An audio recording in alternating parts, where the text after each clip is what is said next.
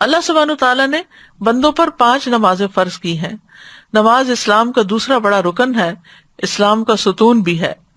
اس دین کی بنیاد اسلام ہے، تو جو اسلام لایا وہ سلامت رہا، اور اس کا ستون نماز ہے. تو نماز جو ہے وہ الصلاۃ عماد الدین، یعنی دین کی بنیاد ہے، ستون ہے. اور اگر کسی عمارت سے ستون ہے اس کا نکال لیا جائے تو عمارت قائم نہیں رہتی. نماز چھوڑنے کو کفر قرار دیا گیا.